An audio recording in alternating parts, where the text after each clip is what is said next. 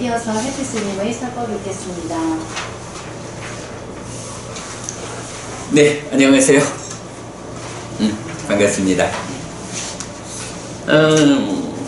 우리가 11월 첫 주에 이제 처음으로 우리 근본경전연구회 해피법당의 까티나 법회를 개최를 했고요. 그리고 그때 초청했던 이제 부산 근교, 김해 이쪽에 그 다른 선원의 까티나 행사에 또 우리가 참석을 같이 좀 해야 하는 필요성 때문에 11월 한 달은 그렇게 일요법회를 운영하지 않았습니다. 이제 한 달 만에 일요법회 운영을 하게 됐고요. 또 이제 여러분 이제 오늘 우리가 공지를 하면서 첫째 주 일요법회는 일요법회이면서 해피스님과의 대화, 다 모인 법회 이런 표현을 썼어요. 이제 아소카 부부님이 그 제안하기를 다 모임이라는 이 말이 굉장히 좋고 또 우리가 의도하는 바에 잘 맞는 표현인 것 같다. 우리가 그렇게 이름을 붙이면 좋지 않을까 한다라고 말씀을 하셔서 오늘 그렇게 적용을 해봤는데 여러분 다 모임 법회 그렇게 한 달에 한 번씩은 다 모이는 날로 그렇게 진행하는 것이 좋겠다. 앞으로 그렇게 이름 붙여서 진행하도록 하죠. 지난 한 달 동안 까티나 법회를 여러 번 참석했다라는 거 말고도 우리한테는 좀 몇 가지 중요한 일들이 있었어요.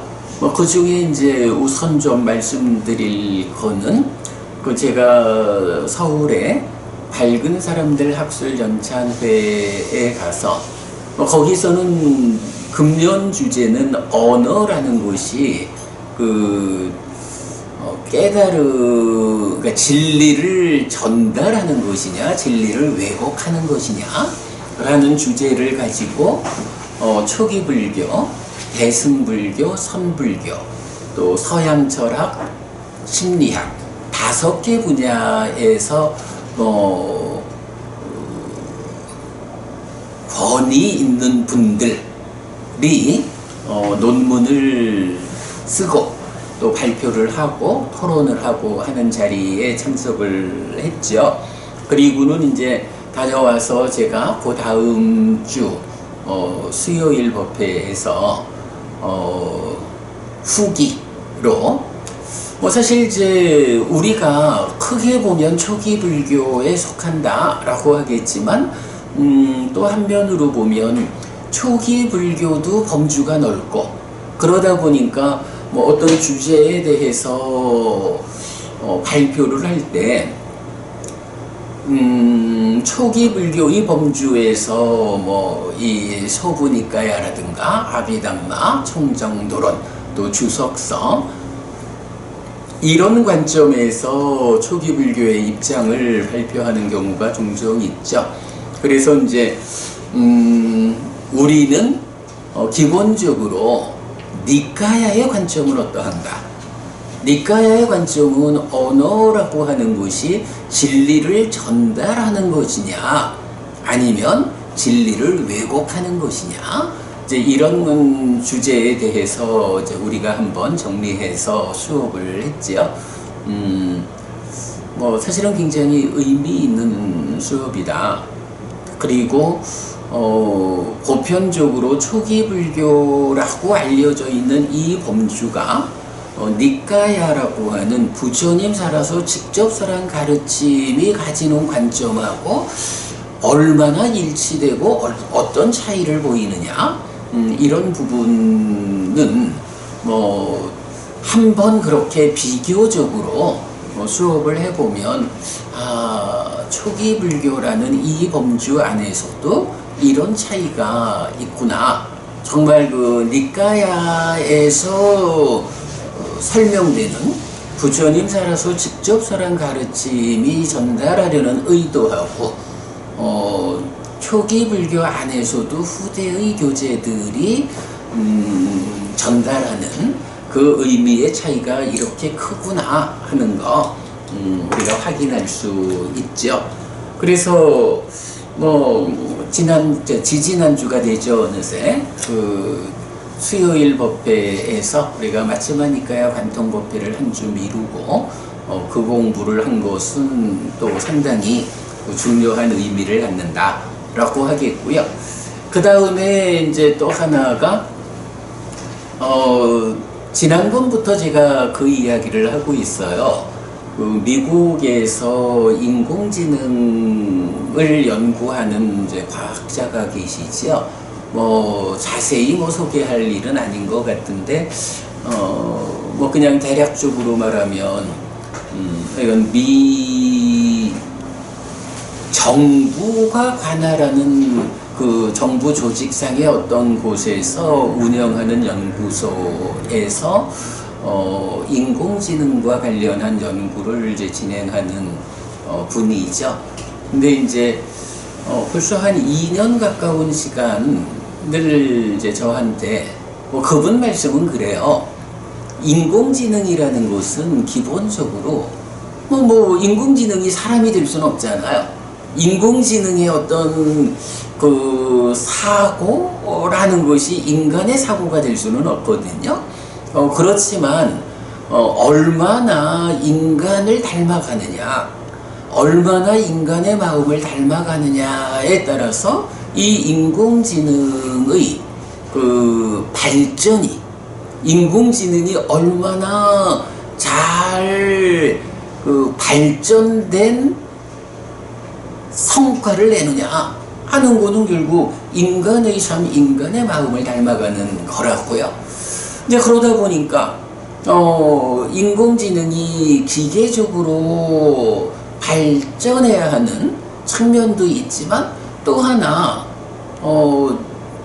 빼놓을 수 없는 것이 어떤 것이 인간의 삶을 정확히 드러내고 있느냐.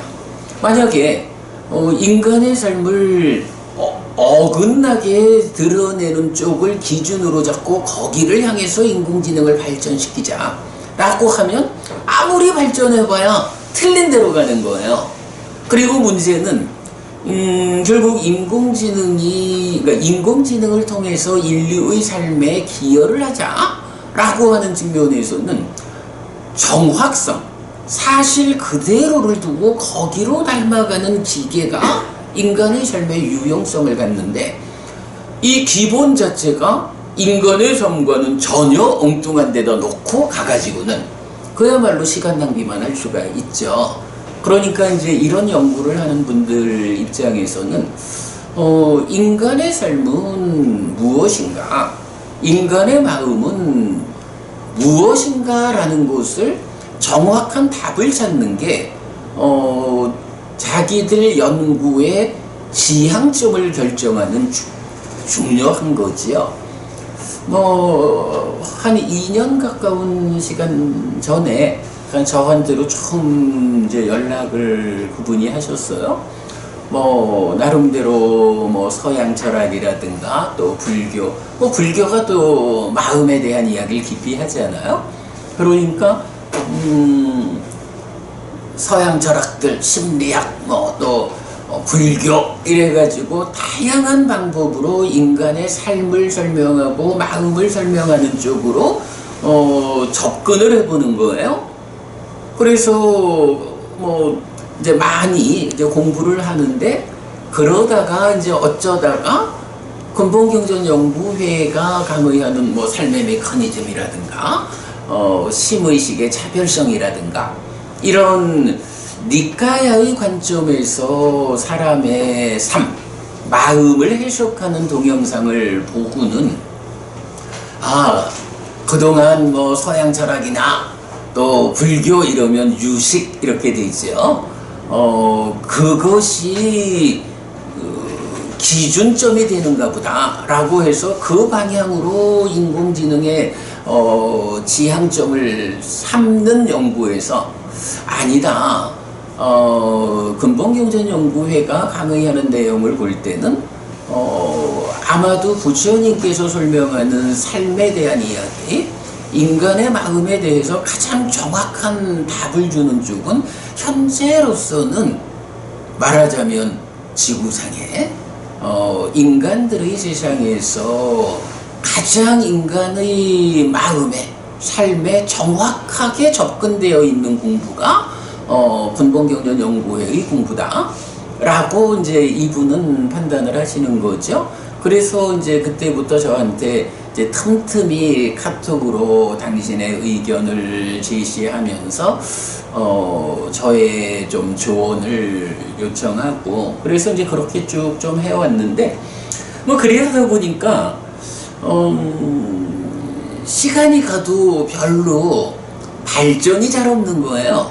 이제 그분은 이미 연구해오는 과정이 있으니까 연구되는 과정 위에 우리 공부를 좀 얹어가지고 뭐 이렇게 방향을 잡는 뭐 이런 연구 과정이 제가 볼 때는 답이 되지 않겠는 거예요. 그래서 얼마 전에는 제가 법우님 그렇게 삶에 대한 다양한 주장들을 짬뽕을 해가지고 어떤 결과를 만들어 보자 라고 하면 답을 찾을 수 없습니다. 법우님 생각에 우리가 공부하는 이 니카야의 관점, 니카야에 의해서 부처님 가르침을 드러내는 이런 공부가 타당하다고 판단이 되면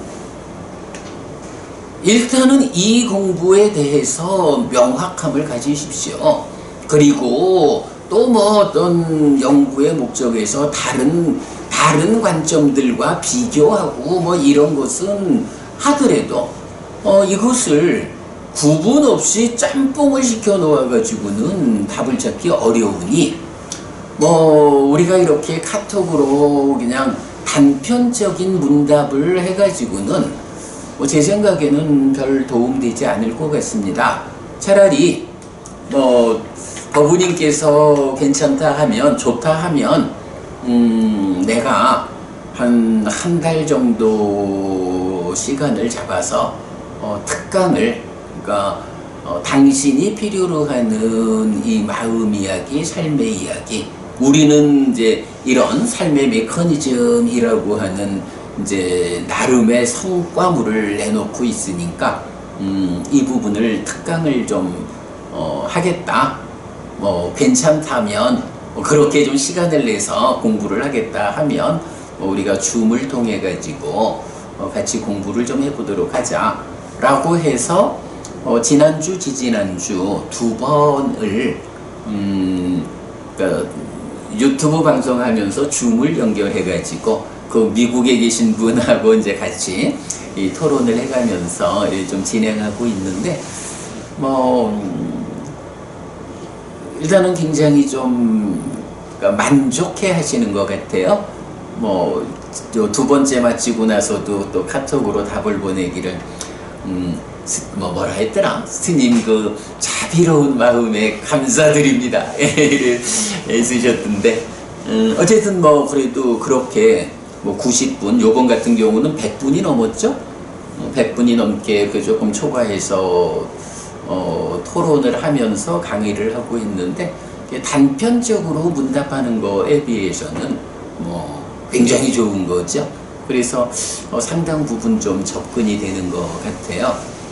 그리고 뭐 이제 그 수업을 하면서 마음 이야기, 그리고 이제 여러분들 뭐 되게 이해하시겠습니다만은 이 삶에 대한 이야기를 시작하다 보면 제일 많이 헷갈려하는 것이, 어려워하는 것이 이 안이비설신의 육내입처 있잖아요.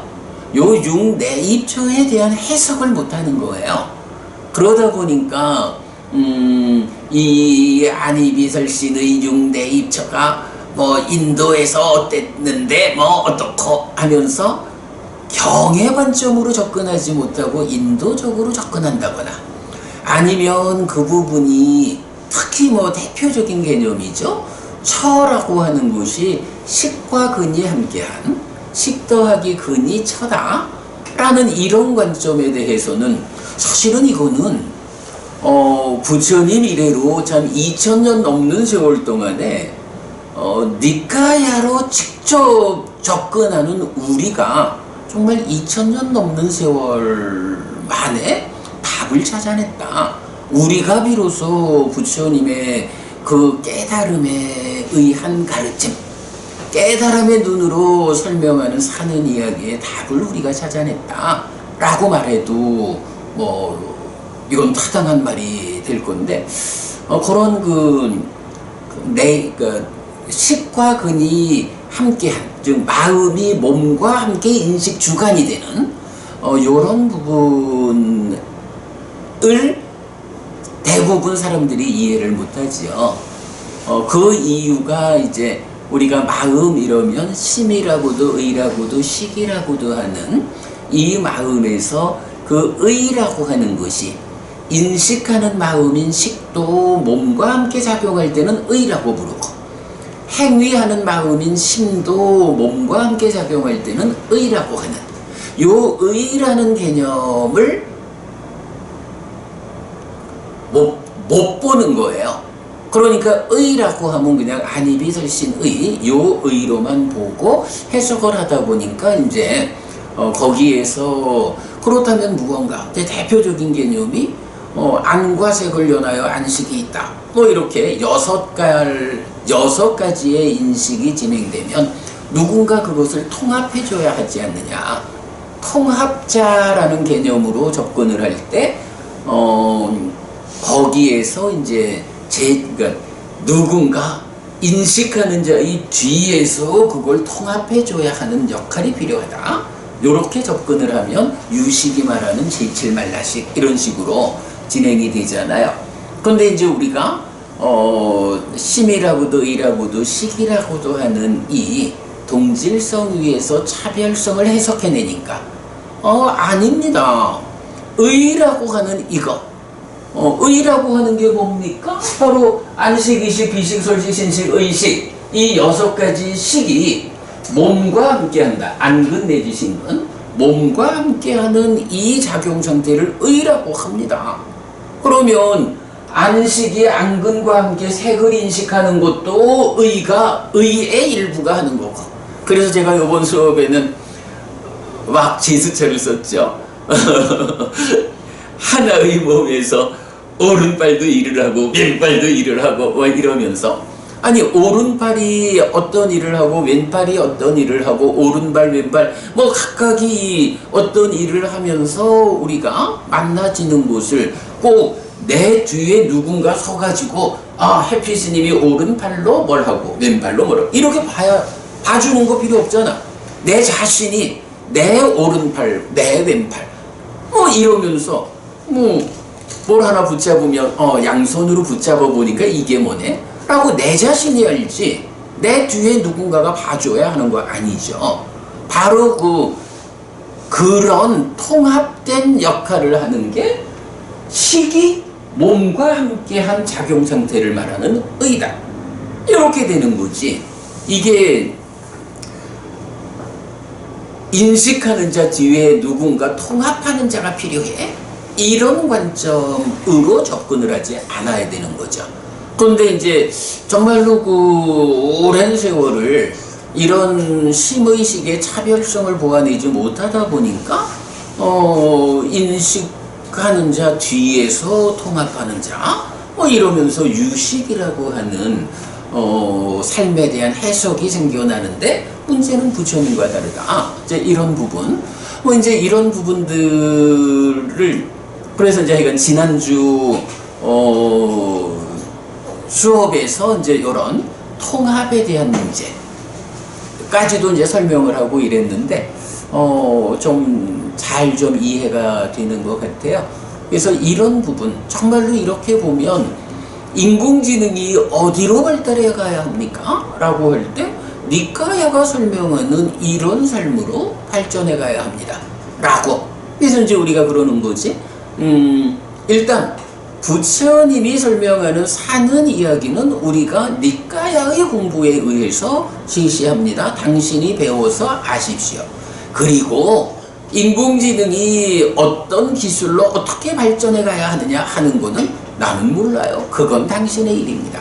다만 그 발전이 엉뚱한 쪽으로 끌려가지 않고 정확하게 사람의 마음, 사람의 삶으로 가고자 한다면 우리가 그 기준점에 대해서는 설명하겠습니다. 이제 요래 가지고 지금 특강이 진행 중이죠. 뭐 요런 특강도 사실은 우리 공부가 그동안 여러분들과 제가 함께 하면서 읽어낸 성과다라는 점에서 아주 의미가 있다 싶어요. 이건 뭐 되도록 2번 만에 끝내보려고 이제 하는데 근데 그게 잘하면 될 것 같아요. 왜냐하면 지금 요런 부분들, 그러니까 전혀 그 전체적 관점을 갖지 못한 분한테 전체적 관점을 설명해 가면서 이제 오니까 시간이 좀 많이 걸리긴 했는데, 근데 요번 수요일, 목요일이죠. 요번 목요일에 이제 방금 말씀드린 요런 통합자와 관련한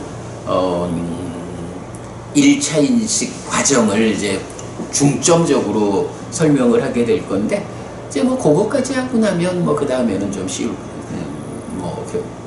어렵지 않을 것 같아요.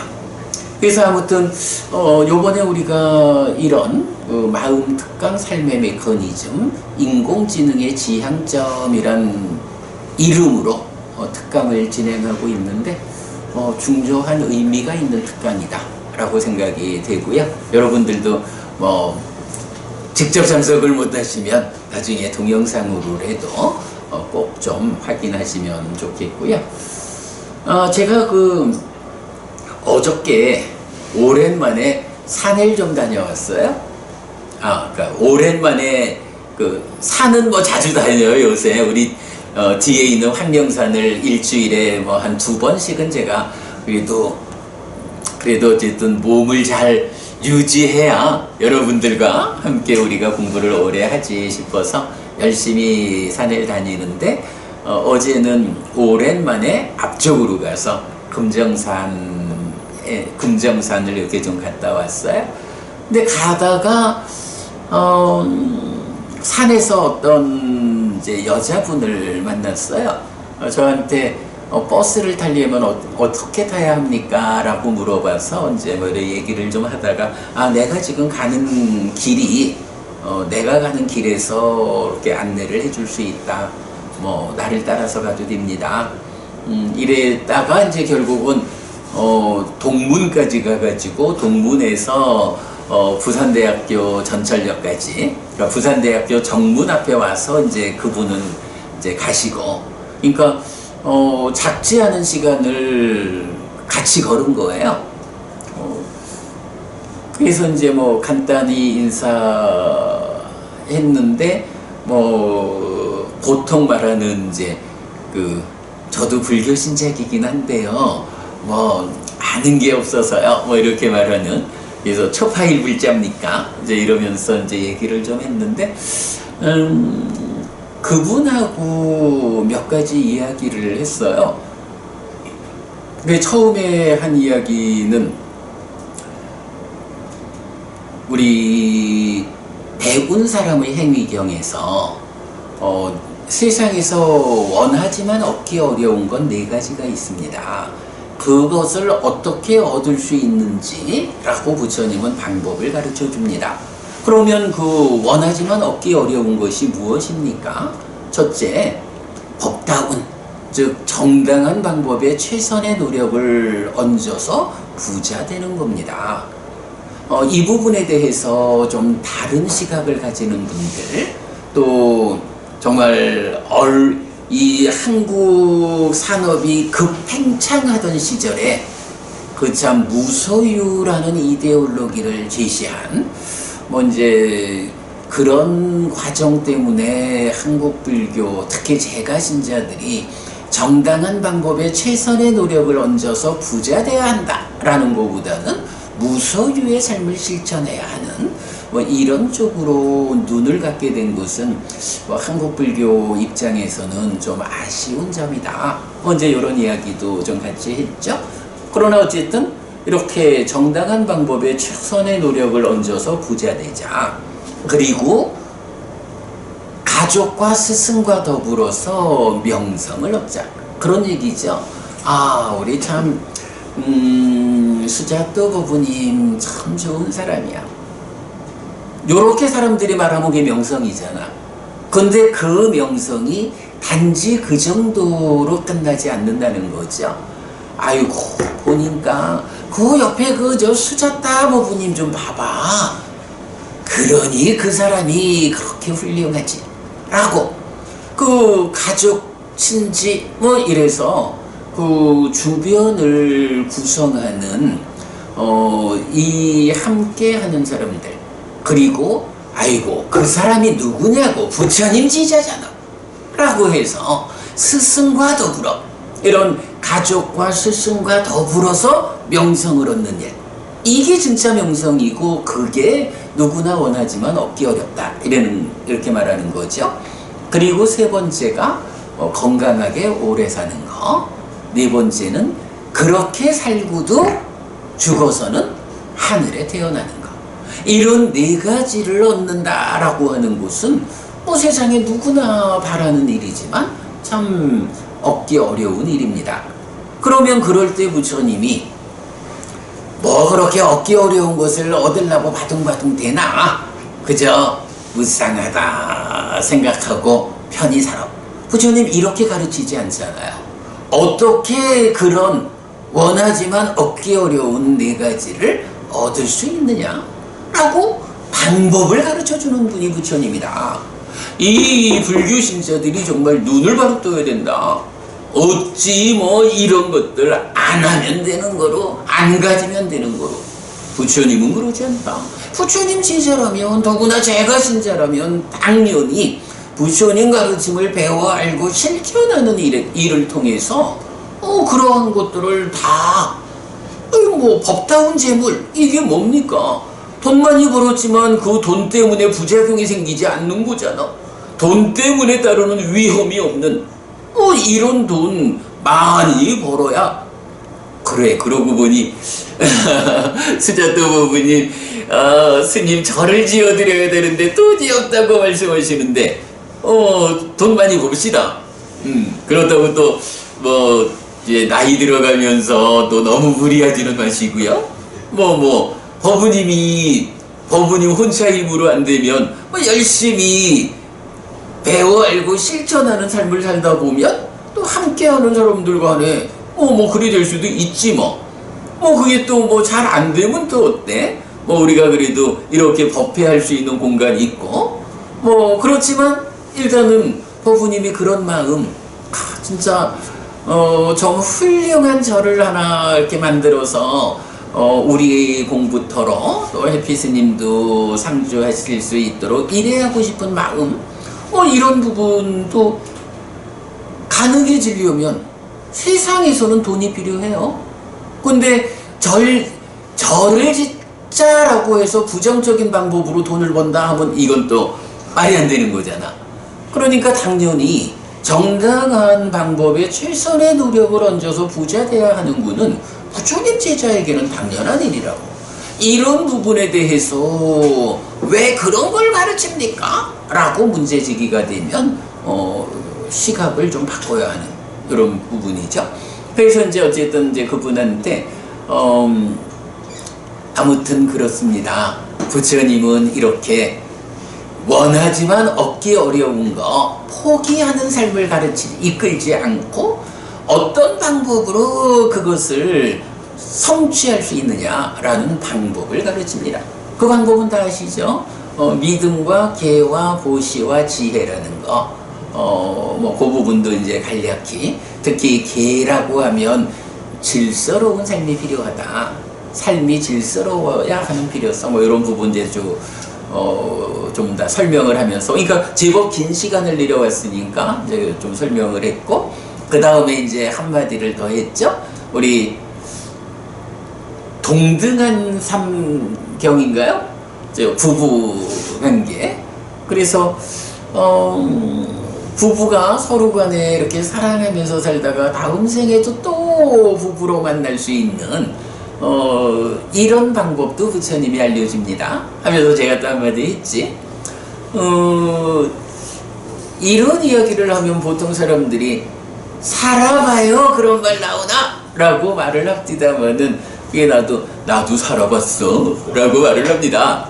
근데 우리가 이제 늘 말하는 거지만 아니 사실은 가능만 하다면 그죠? 알리나 부부님 뭐 주로 그쪽에 가까우신 분 같은데 가능만 하다면 정말로 없으면 못 살 것 같은 사랑하는 부부가 되어 살고 그러고도 다음 생에 또 만날 수 있고 가능하다면 그런 부부가 되기를 원하지 서로 그냥 어쩔 수 없이 애들 때문에 부부의 끈을 놓지 못하고 사는 이런 삶을 원할까?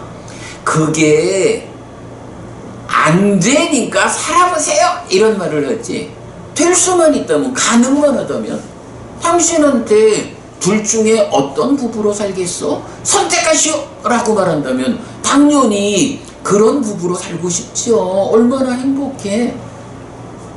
나는 우리 알리나 부부님 보면 좀 그쪽에 가까운 것 같은데 어떤지 몰라? 아닌가? 몰라? 하여간 이제 그런 이야기 좀 이제 같이 했어요. 그랬더니 이제 그분도 부부관계라는 게 참 어려운 뭐 이렇게 이제 좀 이제 얘기도 좀 하고 그래서 좀 웃으면서 그런 얘기를 했어요. 그리고는 이제 뭐 그러다 보니까 이제 부산대학 앞에까지 다 와줘가지고 제가 어떤 일을 하는 분인지는 모르겠지만 그래도 나이를 한 살, 두 살 먹어갈수록 삶을 어떤 방향으로 이끌 것이냐 부처님 공부가 필요하다. 당신께서 그 초파일 불자 같은 그런 사람이다 라고 했는데 사실 한국 불교의 가장 큰 문제가 불교를 모르는 불교 신자들로 한국 불교가 구성되어 있는 것이다. 그러니 불교는 불교대로 번성하지 못하고 불교 신자들의 삶은 불교 신자들대로 부처님 덕분에 더 행복해지지 못하는 이런 문제를 가지고 있는데 이거 어떻게 해결할 수 있습니까? 공부해야 합니다. 이제 내가 명함을 하나 드렸죠. 그리고는 만약에 공부를 해야겠다라는 생각이 좀 드시면 연락하셔요. 아마도 공부를 하겠다라는 마음을 가지고 참는다 하면 이 세상에서 정말로 부처님 공부를 가장 잘 할 수 있는 자리가 우리가 있는 자리입니다. 언제든 오시면 환영합니다 하고 인사하고 헤어졌어요. 그래도 헤어질 때 귤을 진짜 귤이 몇 등, 1등급부터 6등급까지 있다 그랬나? 그 중에 3등, 요게 제일 좋은 거라며. 1이 제일 작은 거였죠. 아마 그 1등급인가 봐. 진짜 요만한 귤을, 제가 요거 2개 가지고 와서 하나 남았는데 지금 스님 드릴 수 있는 게 요거밖에 없어요. 라면서 귤을 하나 주셔서, 아주 고맙게 받아갖고 왔죠. 그런 하여간 일이 어제 있었는데, 저는 다녀오면서 굉장히 기분이 좋았어요. 그래도 우리가 공부를 하는 사람이 되어서 살다 보니, 지나는 길에 누구를 만나도 그저 쓸데없는 이야기보다는 그에게 부처님 가르침을 전달할 수 있고, 부처님 가르침이 필요하면 언제든 찾아오시라 라고 공부를 권할 수 있는 그런 삶을 우리가 살고 있다라는 것이 저는 매우 기뻤어요. 우리가 다 같이 그런 삶을 살아내는 사람이 되면 좋겠다. 그 생각하면 내 산에 자주 가야 될 것 같아. 아니 우리 오늘 못 오셨지만 그 김보부님도 산에서 스치듯 지나면서 만난 사람이라는 거잖아. 뭐 기회 좋은 것 같아요. 자, 오늘 뭐 이렇게 제가 그 두 가지 주제 말씀드렸고요. 잠시 후에는 우리 뭐 사회자께서 진행하시겠지만 제가 요 표를 하나 만들어 왔거든요. 우리 마치마니까요 관통법회 마치고 나면 그 스리랑카 가서 회향법회를 하자라고 되었는데 그 일정 관계 대략 보니까 특별하지 않으면 마치마니까요 관통법회 152번을 8월 7일 날 마치게 될 것 같아요. 요걸 좀 이따 같이 의논하기로 하고요.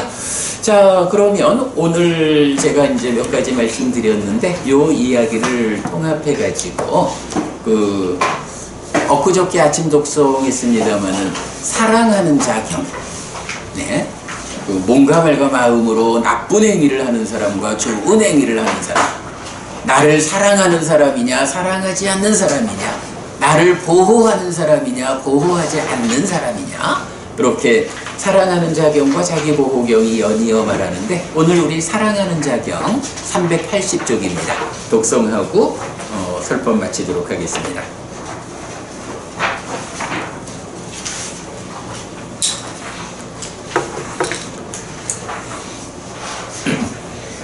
자, 380쪽입니다. 다 펼치셨나요?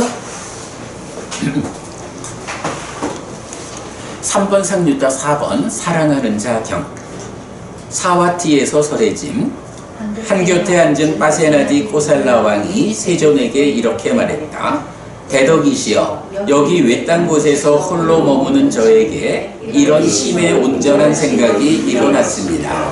누가 자신을 사랑하는 자인가? 누가 자신을 사랑하지 않는 자인가? 라고 대덕이시여, 그런 저에게 이런 생각이 떠올랐습니다. 누구든지 몸으로 나쁜 행위를 하고 말로 나쁜 행위를 하고 의로 나쁜 행위를 하는 자들은 자신을 사랑하지 않는 자이다. 비록 그들이 나는 나를 사랑한다 라고 말하더라도 그들은 자신을 사랑하지 않는 자이다. 그 원인은 무엇인가? 그들은 사랑하지 않는 자가 사랑하지 않는 자에게 하는 행위를 자신이 자신에게 한다. 그러므로 그들은 자신을 사랑하지 않는 자이다. 누구든지 몸으로 좋은 행위를 하고 말로 좋은 행위를 하고 의로 좋은 행위를 하는 자들은 자신을 사랑하는 자이다. 비록 그들이 나는 나를 사랑하지 않는다라고 말하더라도 그들은 자신을 사랑하는 자이다. 그 원인은 무엇인가? 그들은 사랑하는 자가 사랑하는 자에게 하는 행위를 자신이 자신에게 한다. 그러므로 그들은 자신을 사랑하는 자이다 라고. 그것은 그렇습니다 대왕이여. 그것은 그렇습니다 대왕이여. 대왕이여, 누구든지 몸으로 나쁜 행위를 하고 말로 나쁜 행위를 하고 의로 나쁜 행위를 하는 자들은 자신을 사랑하지 않는 자입니다. 비록 그들이 나는 나를 사랑한다 라고 말하더라도 그들은 자신을 사랑하지 않는 자입니다. 그 원인은 무엇입니까? 그들은 사랑하지 않는 자가 사랑하지 않는 자에게 하는 행위를 자신이 자신에게 합니다. 그러므로 그들은 자신을 사랑하지 않는 자입니다. 누구든지 몸으로 좋은 행위를 하고 말로 좋은 행위를 하고 의로 좋은 행위를 하는 자들은 자신을 사랑하는 자입니다. 비록 그들이 나는 나를 사랑하지 않는다 라고 말하더라도 그들은 자신을 사랑하는 자입니다. 그 원인은 무엇입니까? 그들은 사랑하는 자가 사랑하는 자에게 하는 행위를 자신이 자신에게 합니다. 그러므로 그들은 자신을 사랑하는 자입니다. 세존은 이렇게 말했다. 이렇게 말한 뒤에 스승이신 선석께서는 다시 이렇게 말했다. 자신을 사랑하는 것을 아는 자는 자기를 악으로 묶지 않는다. 나쁜 행위를 하는 자에게 행복은 쉽게 얻어지지 않는다. 죽음에 붙잡혀 인간 존재를 버릴 때 참으로 그에게 무엇이 자신의 것이며 무엇을 가져가는가?